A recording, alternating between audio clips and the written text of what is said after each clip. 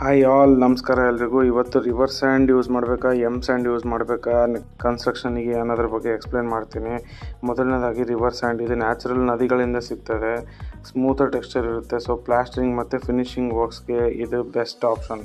So ಇಲ್ಲಿ ನೋಡ್ತಿದ್ರಲ್ಲ, river ಸ್ಯಾಂಡಲ್ಲಿ ಈ ಥರ ರೌಂಡ್ ಪಾರ್ಟಿಕಲ್ಸ್ ಇರುತ್ತೆ. ಬಟ್ ಎಮ್ ಸ್ಯಾಂಡಲ್ಲಿ ಈ ಥರ ಶಾರ್ಪ್ ಪಾರ್ಟಿಕಲ್ಸ್ ಇರೋದ್ರಿಂದ ಬೈಂಡಿಂಗ್ ಕಾಂಕ್ರೀಟ್ ಜೊತೆ ಚೆನ್ನಾಗಿ ಸರಿ ಹೋಗುತ್ತೆ.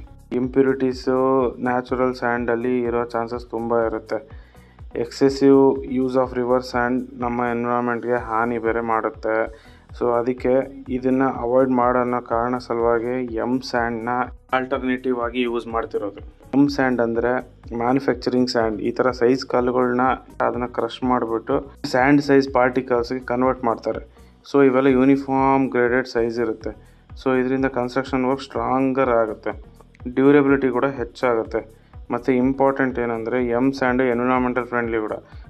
ಸೊ ಓವರಾಲ್ ಸಸ್ಟೈನಬಲ್ ಮತ್ತು ಸ್ಟ್ರಾಂಗ್ ಕನ್ಸ್ಟ್ರಕ್ಷನ್ಗೆ ಎಮ್ ಸ್ಯಾಂಡು ಬೆಟರ್ ಚಾಯ್ಸ್. ಇದೇ ಥರ ಅಪ್ಡೇಟ್ಸ್ಗಾಗಿ ಫಾಲೋ ಮಾಡಿ ಹಾಗೂ get notified for all posts and reels.